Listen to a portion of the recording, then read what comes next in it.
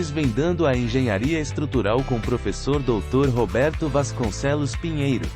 Com o apoio do CREA Mato Grosso e das escolas QI Pós-Graduação e IBEC. Olá pessoal, tudo bem? Estamos voltando nesse podcast agora, falando um pouquinho mais da parte relativo ao assunto mesmo que a gente tinha começado, né? Ou seja, falando sobre vigas. No último podcast, nós falamos um pouco sobre a minha experiência, né, na área de engenharia estrutural, utilizando vários tipos de materiais, né? Como ficou divulgado aí para vocês os slides, ou seja, estruturas de madeira, metal, em aço, em concreto, armado, moldado em loco, pré-moldado e assim por diante. E hoje nós vamos começar voltar, né, a falar sobre vigas, provavelmente dito, né? E vamos começar a falar hoje sobre dimensionamento das vigas, né, do ponto de vista das tensões normais. Mas antes de começar, pessoal, eu quero agradecer a todos. Nós estamos chegando aí a 190 inscritos no canal, né? É claro que a gente quer, quanto mais inscritos, melhor, né, a divulgação do nosso material no YouTube, no canal do YouTube. Então, entrem lá, pessoal, né, repassem o link para os seus conhecidos, para os profissionais da área, né? Seja ele recém-formado, seja ele o aluno que está para formar, seja o profissional que já tem um certo tempo no mercado. Vamos divulgar, vamos dar um joinha, que isso aí ajuda a divulgar o canal e esse assunto chega aí a chegar, né? Esse assunto pode chegar a um número maior de pessoas e contribuir, né? Que é o nosso intuito. Tá certo? Então, obrigado pelo apoio. Daqui uns dias já estamos chegando a 200 inscritos, né? Eu não imaginava que teria esse número, já estamos crescendo bastante. Isso é muito bom. Teve vídeos aí com mais de 100 visualizações, isso é muito legal, né? Então estamos crescendo, estamos divulgando, isso é importante. Falando em dimensionamento de viga, pessoal, nós precisamos, antes de entrar propriamente dito na questão de dimensionamento, precisamos entender algumas diretrizes básicas, né? Que a norma 6118 toma como referência, né, para que todo o dimensionamento seja feito de forma segura e dentro dos princípios, dentro de toda a base, né, fundamentada dos materiais e da estática, do comportamento dos materiais e da estática e por aí vai, né? Então, algumas coisas nós precisamos comentar. Primeiro, quando a gente fala em dimensionamento, nós estamos falando em estado limite último, ou seja,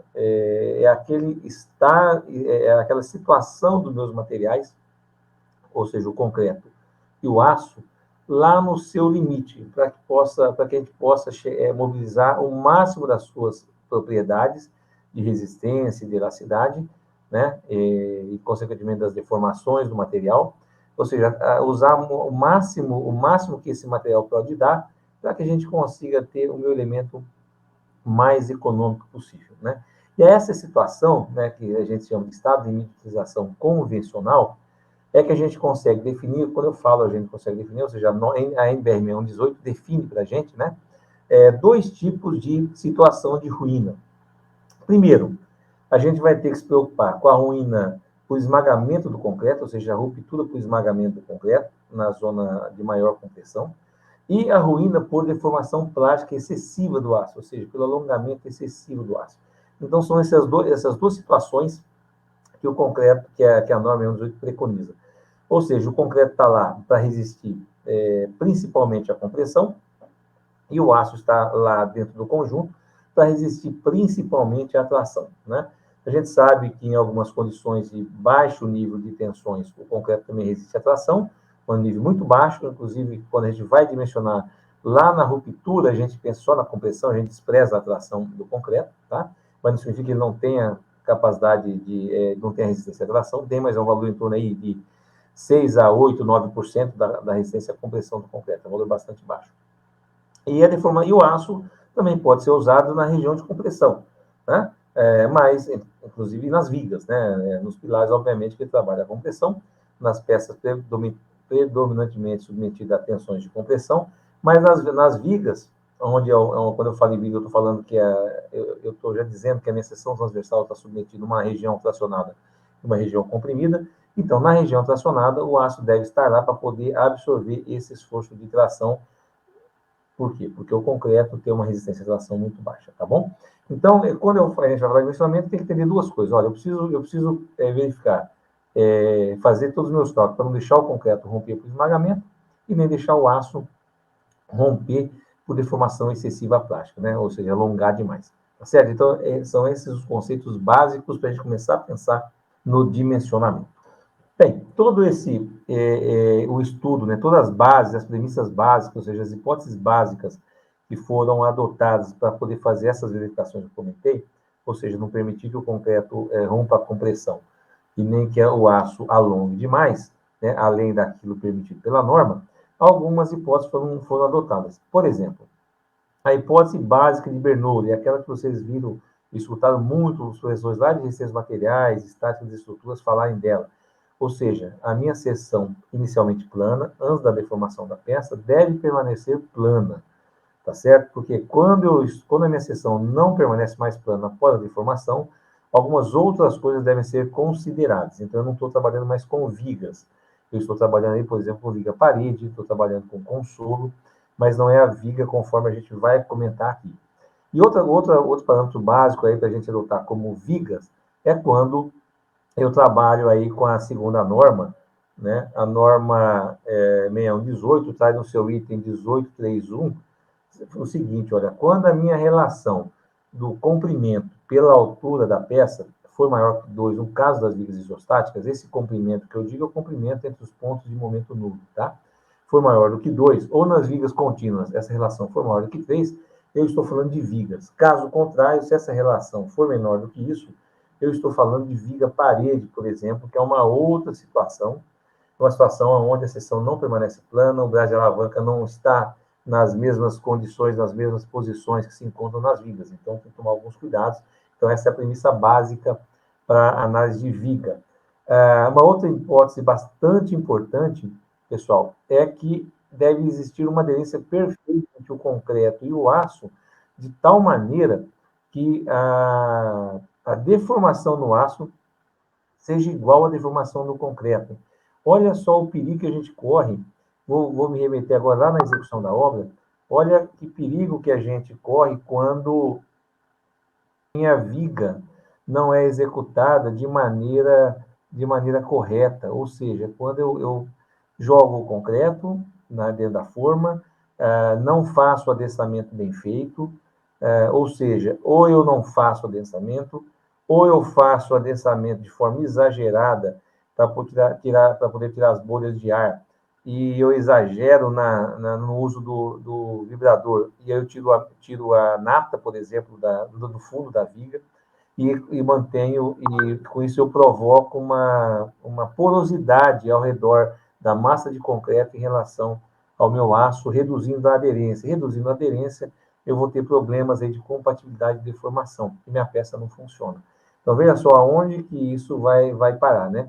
Eu executo de forma errônea, eu estou aí indo de encontro uma das premissas básicas do dimensionamento, que é a solidariedade dos materiais, ou seja, a aderência perfeita entre os materiais. Tá?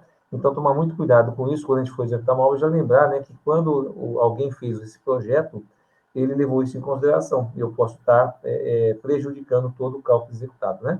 E mais um item que eu já comentei, mas vou falar de novo, é que a resistência à tração do concreto é desprezada para o dimensionamento.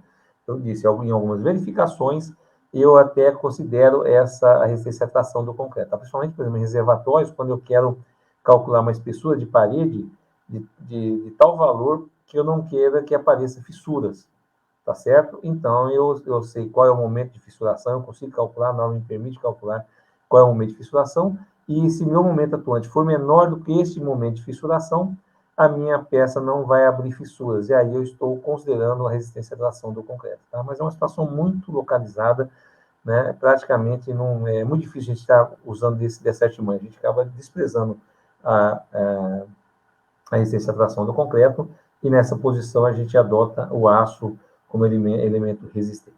Tá certo? Então, a viga em resumo, a partir dessas hipóteses básicas que eu comentei, em resumo, eu vou verificar a compressão do concreto, não vou deixar romper o concreto a compressão, e não vou deixar que o aço se alongue demais. E aí eu vou comentar com vocês agora qual seria o valor limite da compressão do concreto, do ponto de vista de tensões, no ponto de vista de formação, e qual é o limite aí do aço no nível de tensão e no nível de deformação. Como foi dito inicialmente, quando a gente fala em estado limite último, nós estamos falando de estado limite convencional de ruptura, né? Ou seja, não é que nós não vamos trabalhar lá na ruptura. Os ensaios já disse para os pesquisadores quais são esses valores de ruptura. Então, esses estudos levaram com que as comissões que discutem norma, que redigem as normas, né, que definem o que vai constar na norma ou não, uns valores convencionais. E para o concreto, pessoal, adota-se uma deformação de 3,5 por mil, ou seja, 0,35% de deformação, né, para fibra mais comprimida, mas na solicitação de flexão é o que nós estamos falando, tá? Nós estamos falando, então, de viga, lembrando que sempre viga, por sua essência, tem a predominância do momento fletor, ou seja, tem a predominância das tensões normais do momento fletor em detrimento das tensões normais do esforço normal, tá? Então, quando eu falo de viga, eu estou dizendo que eu tenho uma seção obrigatoriamente, uma parte da seção transversal obrigatoriamente tracionada e a outra parte comprimida. E essa divisão de regiões é dada pela famosa linha Newton, né? A linha Newton, a gente sabe que é uma região da peça de tensões normais nula. Essa é a definição da linha Newton. Então, o que a gente vai fazer é o seguinte, olha, convencionalmente, adota-se como valor máximo de deformação na compressão na zona comprimida devido à flexão, de 3,5 por mil. E isso em termos de deformação. Em termos de tensão, adota-se aí os valores de 0,85 FCD. O FCD a gente já sabe que é a resistência à compressão do concreto, o valor de projeto, ou seja, FCK dividido por 1,4, né? E pode também ser adotado um valor de 0,77 de FCD, na zona a maior, ou seja, essa é a maior tensão de compressão que a gente adota para a peça de concreto submetida na flexão. Tá certo? Quando eu uso o 0,85 e quando eu uso o 0,77. A norma diz o seguinte, olha, quando eu tenho uma seção transversal retangular ou trapezoidal, por exemplo, ou seja, quando o meu BW, ou seja, a minha largura da seção transversal na fibra mais comprimida, for igual ou maior o meu BW, ou seja, a largura da minha peça, na linha neutra, eu vou usar como tensão máxima de compressão admitida, ou seja, convencional, de 0,85 vezes o FCD. Uma situação oposta, quando eu tenho a minha largura da seção transversal, ou seja, o meu W da minha viga, na zona de maior compressão, uma dimensão menor do que o meu BW na zona da linha neutra, na região da linha neutra, eu vou utilizar, por segurança, um redutor da minha resistência, um redutor de 10%, chegando, então, ao valor de 0,77 vezes o FCD. Então, essas são as duas condições que a gente tem para usar como tensão máxima convencional de compressão na peça fletida. Exemplo para usar 0,85 vezes FCD. Uma seção retangular, que é o convencional, ou uma seção trapezoidal, por exemplo, aonde você tem na zona de compressão um BW maior. Ou até vamos exagerar e fazer uma brincadeira aqui geométrica, um triângulo onde o vértice do triângulo está para baixo, ou seja, na zona de tração e na zona de compressão eu tenho uma largura do BW maior que o BW da linha neutra, né? E se eu inverter esse triângulo, por exemplo, colocar o vértice do triângulo na zona de compressão, eu vou usar o 0,77 de FCD. Por quê? Porque eu tenho lá na zona mais comprimida um BW inferior ao BW da linha neutra. Ok, pessoal? Então, nós estamos falando aí, eu comentei com vocês quais são os valores limites da deformação, 35 por mil ou 0,35%, e o valor limite da compressão na flexão, né? Usando 0,85 FCD ou 0,77 FCD. Já o aço, pessoal, a gente adota como valor limite de resistência o valor FYD, ou seja, vou imaginar o aço CA50, são os 50 kN por centímetro quadrado, dividido pelo valor de 1,15, que é o coeficiente de redução da resistência do material, né, um coeficiente de minoração da resistência de 1,15, esse é o valor que a gente adota como valor admissível para a resistência do aço, ou seja, em valor aproximadamente 43,5 kN por centímetro quadrado. E a deformação do aço, deformação máxima do aço, de 10 por mil. Então, só para você ter uma ideia, pessoal, se vocês pegarem ensaios aí na internet, acha bastante gráficos de ensaio, tanto do aço CA50 como do aço CA60, por exemplo. A gente sabe que o CA50 tem um patamar de escoamento bem definido, né?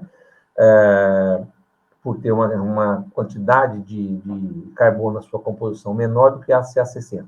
Mas, mesmo assim, se você olhar o diagrama do material, de tensão de formação desse material, vocês vão perceber que o aço CA50, ele rompe, ou seja, ele estoura, né? Ele se divide, separa fisicamente, por uma deformação em torno de 80 por mil, né? E a gente está adotando como limite, a norma adota como limite 10 por mil, então está bem distante da ruptura.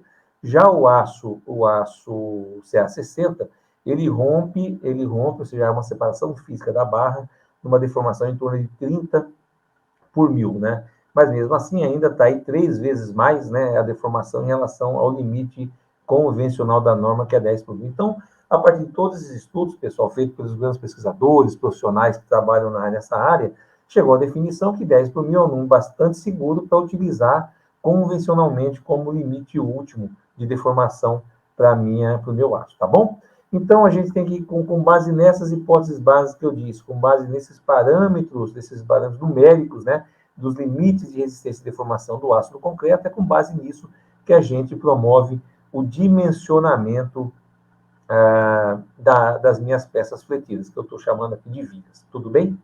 Bom, pessoal, só para finalizar conceitualmente esses valores que eu comentei com vocês, de resistência limite do concreto admitido no projeto e resistência limite do aço, bem como as deformações limites, toda a teoria define 2 nomes bem bonitos para essas 2 coisas. Vamos lá. Quando eu estou falando sobre tensões limites que atuam no concreto, né, eu estou dizendo aí sobre os estádios de tensão. Ou seja, os estádios de tensão nada mais são do que a avaliação do nível de tensão que ocorre em função do acréscimo dos esforços. Então, vai lá desde o estádio 1 até o estádio 3. Como nós estamos falando de dimensionamento, nós vamos se ater no estádio 3. E no estádio 3, a tensão máxima de compressão admitida pelo concreto são aqueles valores que eu já comentei, 0,85 FCD e 0,77 FCD. Já para as deformações, quando eu falo sobre, eu faço análise da minha seção do ponto de vista das deformações, eu estou falando dos domínios de deformação, né? E especificamente para as vigas, nós vamos estar falando do domínio 2, domínio 3, domínio 4 especificamente, tá?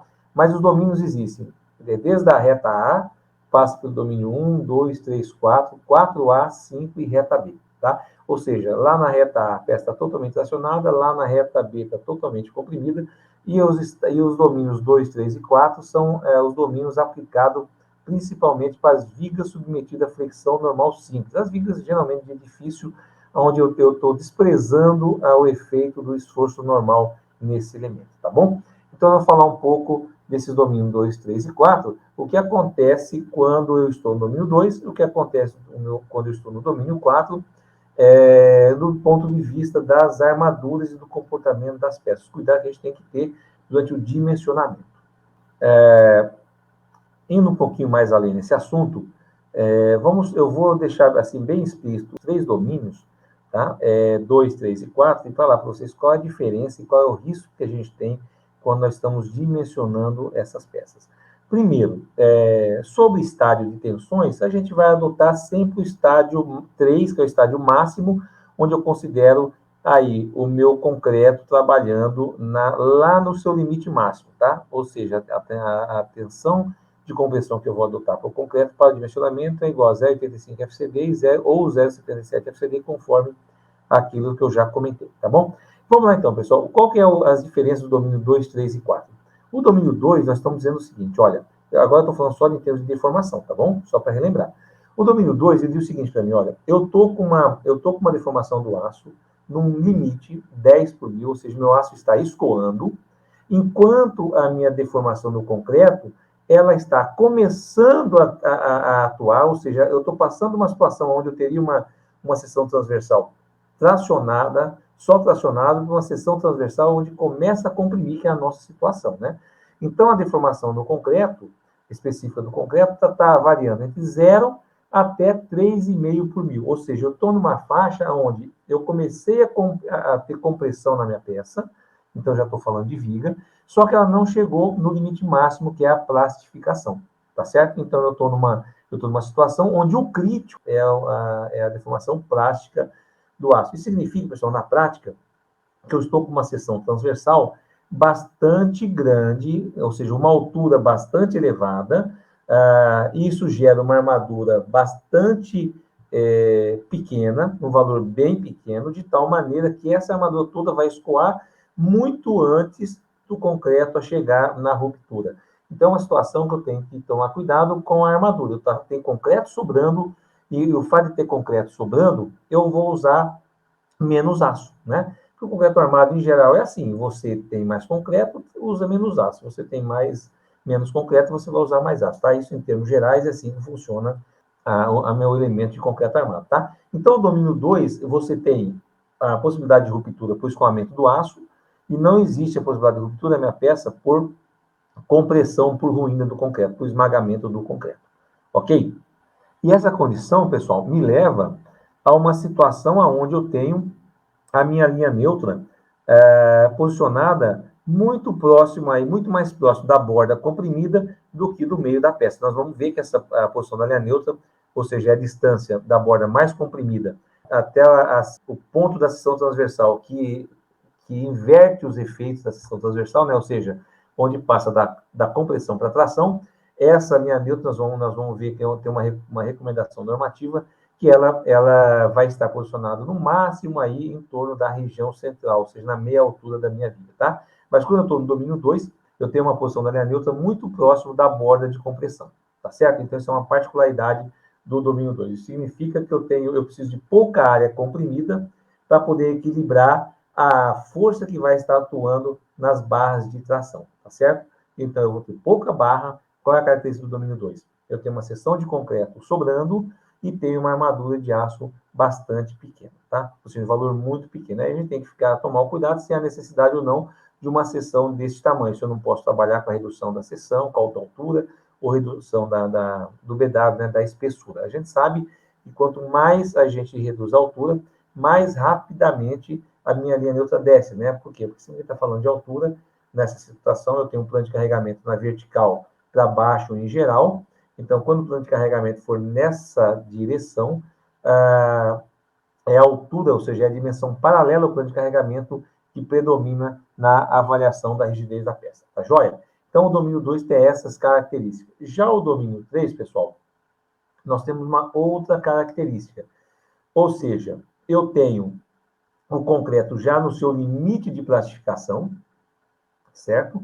No seu limite de plastificação, e tenho o aço trabalhando de 10 por mil, ou seja, lá no escoamento, até a deformação, que a gente chama de YD, que é a deformação onde começa a acontecer o escoamento, tá certo? Então, ou seja, o aço está escoando de qualquer maneira, seja no limite máximo 10 por mil, ou seja no limite mínimo de escoamento, que é o YD, que para o aço CA50, esse valor é de 2,07%. Então, quando eu tiver o meu valor de deformação do aço variando entre 2,07 por mil até 10 por mil, e o concreto estiver no seu limite, ou seja, trabalhando já na classificação com 3,5 por mil, eu digo para vocês que nós estamos dimensionando a peça no domínio 3. E qual é a característica desse domínio?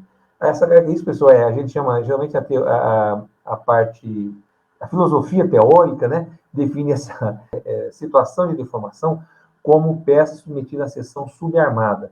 Ou seja, são peças que estão propícias a grandes deslocamentos, uma peça que lá próximo da ruptura aparecem muitas fissuras, mas se essa peça chegar a romper, vai romper com aviso. Significa o quê? Que ela vai deformar demais antes de romper. E significa que dá tempo de cuidar dessa peça, né, de explorar essa peça, por exemplo, ou até mesmo, né, fugir de baixo ou fugir de cima dessa peça, tá? Então, essa situação, pessoal, domínio 3 é a melhor situação que a gente tem para poder dimensionar uma viga, sabe? Domínio 3. Por quê? Porque a gente usa o máximo do material do concreto, ou seja, o seu concreto está plastificando. Então, você mobiliza o máximo da sua resistência, né?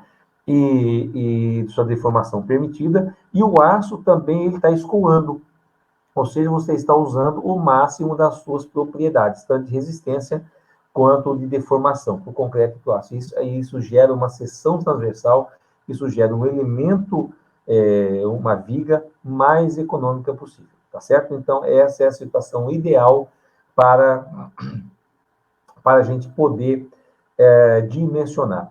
Essa situação, pessoal, a gente tem a linha neutra posicionada para o domínio 3 entre aproximadamente 26% da altura da peça, ou seja, 26% da altura útil da peça, do D, né, que é a altura útil, até o limite de 0,63% da altura útil da peça. Tá? Então, aproximadamente 0,26 até aproximadamente 0,63, ou seja, de 26% a 63%, a minha linha neutra está posicionada nessa faixa ao longo da altura da seção transversal. E esse percentual que eu disse, o 0,26 é o limite, é o final do domínio 2 para o início do domínio 3, e o 0,63 ou 63% da altura útil é o final do limite do domínio 3 para o início do domínio 4, tá certo? Então, teoricamente, se a minha linha neutra estiver nessa relação de altura, da altura útil, eu vou estar dimensionando o meu elemento, a minha viga, na melhor situação possível, ou seja, mobilizando toda a resistência do aço e toda a resistência do concreto. Portanto, eu tenho uma viga mais econômica e, em contrapartida, uma situação de segurança melhor. Por quê? Porque a ruptura ocorre, se for ocorrer, ocorre com grandes deformações. Então, eu consigo salvar essa peça ou consigo salvar as pessoas que estão, né, os usuários que estão próximos dessa estrutura, tá certo? Então, essa é uma situação teórica referente aos meus domínios. Mas, pessoal, a norma, por segurança, o que ela faz para a gente? Ela limita, né, esse valor de percentual de posição de linha neutra em 0,45, ou seja, ela fala o seguinte para a gente, olha, você pode dimensionar no domínio 3, acima da posição da linha neutra, com valor acima de 26% da altura útil, mas não pode dimensionar uma peça onde a linha neutra vai estar posicionada acima de 45% da altura útil. Então, ela fixa esse parâmetro que a gente chama aí de um beta-x, por exemplo, né? Que é a relação da linha neutra pela altura útil, ela limita em 0,45 por segurança. Com isso, você deixa a sua peça um pouco mais plástica, tá certo? Você não está muito no limite da ruptura, aonde pode ocorrer o esmagamento do concreto, né? Até a norma diz um termo bonito aí, ela diz a condição de ductibilidade do conjunto, né? Ou seja, do concreto. Então, ela recomenda para que haja um comportamento dúctil dessa viga, né, desse elemento fletido, limita-se, então, a essa altura em 0,45 da altura útil, ou seja, 45%. Isso significa que a minha linha neutra vai estar no máximo aí a meia altura da peça, tá bom? Então, essa é uma condição para o dimensionamento da minha peça. Tá joia, pessoal? Então, falando, para finalizar toda essa parte teórica, agora eu quero apresentar para vocês umas tabelas, umas formas práticas de dimensionar, né? Obviamente que o software faz isso para a gente, mas caso eu queira usar em alguma situação o cálculo manual, que já é muito raro acontecer isso, mas pelo menos você sabe como possa utilizar essas tabelas, né? E quais são as premissas básicas, né, que a gente utiliza para o dimensionamento, que eu comentei agora, tá certo? Então, em resumo, a gente vai utilizar sempre o valor máximo de resistência do aço como o valor de FYD, ou seja, o valor do aço CA50, 50 kN dividido por 0,15, e o valor do concreto máximo na zona comprimida, quando submetido à flexão, no valor de 0,85 do FCD ou 0,77 do FCD. Tá joia? E a deformação, né, e a posição da linha neutra, por questões de ductibilidade, a gente limita esse valor a 0,45 da altura útil, né? Ou seja, numa região próxima à região central da minha vida. Bem, pessoal, para colocar em prática tudo isso que foi comentado com vocês, né? situação, se minha peça está numa situação de domínio 2, domínio 3 ou domínio 4, que a gente não pode deixar acontecer, tem que evitar, né? Eu estou dizendo isso, quando eu falo que tem que evitar o dimensionamento no domínio 4, estou dizendo que eu estou pensando no dimensionamento com armadura simples, né? Isso significa que eu estou calculando uma armadura apenas para a região tracionada. Quando a minha peça entra no domínio 4, ou seja, teoricamente nem entra no domínio 4, né? Quando minha peça ultrapassa, o meu beta-x ultrapassa o valor de 0,45, que é a condição de ductibilidade, eu já estaria dimensionando com os conceitos do domínio 4, ou seja, eu preciso adotar uma armadura, por exemplo, uma armadura dupla, que seria a inserção de armadura na zona de compressão, já que o concreto não está resistindo à compressão, o concreto daquela seção transversal não resiste à compressão, para não aumentar a minha seção transversal, eu então insiro a armadura na zona de compressão para poder contribuir com essa solicitação de compressão, tá certo? Aqui nós vamos falar apenas do dimensionamento de armadura simples, ou seja, armadura na zona tracionada. E para fazer o dimensionamento prático, pessoal, usando essas tabelas, eu vou comentar duas tabelas, tá? Uma que se chama tabela universal, que é uma mais antiga, sempre foi utilizada, né, pelos engenheiros mais antigos, e a outra tabela que chama tabela KC-KS, que é uma tabela um pouquinho diferente da universal, mas concebida pelos professores da Universidade de São Paulo, da Escola de Engenharia de São Paulo. A partir desse momento, pessoal, vocês vão acompanhar aí alguns slides onde traz algumas fórmulas e algumas tabelas para facilitar todo esse cálculo, tá bom? Esse dimensionamento da armadura. Então, vamos lá. Primeiro parâmetro que eu vou calcular usando a tabela universal. Eu tenho um momento fletor de projeto para cada determinada seção transversal que eu quero calcular a armadura. Né? Eu adoto um BW da viga, uma largura da viga. Eu adoto uma altura da viga, por exemplo. Essa é uma maneira de se fazer, né? Eu adoto uma altura. Qual que é a altura que eu vou adotar? Um valor que eu já comentei com vocês do pré-dimensionamento em episódios anteriores. Para a viga isostática, um décimo a 1 onzeavos do vão. E para vigas contínuas e viga estática, ali em torno de 1 dozeavos a 1 trezeavos do vão. Esse é um chute inicial do seu H, tá certo? A partir desse H, você determina sua altura útil, né? A altura útil nada mais é, essa altura útil é dada pela letra D, D minúscula. Nada mais é do que o H da peça que eu adotei, subtraído do D', né? Que é aquela altura da minha seção transversal, que a gente despreza no dimensionamento, ou seja, da zona tracionada, da face tracionada até o CG da armadura. Em geral, esse valor aí oscila em torno de 4 a 5 centímetros, 3 centímetros e meio, 4, 5, depende aí do cobrimento que você vai usar, tá certo? Em geral, em torno de 4,5, 5, tá bom? É um valor bom para você adotar inicialmente. Então, você tem como dados de entrada o momento fletor da seção transversal, o BW que você adotou, o H que você adotou conforme o pré-dimensionamento, que eu já comentei, e você também vai definir qual é o concreto que você vai usar, se é o FCK 25, se é o FCK 30, 35 e assim por diante. Com esses três parâmetros, pessoal, vocês calculam um coeficiente que está mostrado nesse slide aí para vocês, que é o valor μD, né? Então, o valor μD, que é a segunda coluna que vocês podem ver da tabela, nada mais é do que o momento fletor dividido pelo produto de três outros parâmetros, ou seja, do BW vezes o D ao quadrado vezes o FCD, ou seja, com base no concreto que você está utilizando. Com esse valor calculado, vocês entram nessa tabela, nessa segunda coluna, e define a terceira coluna, né?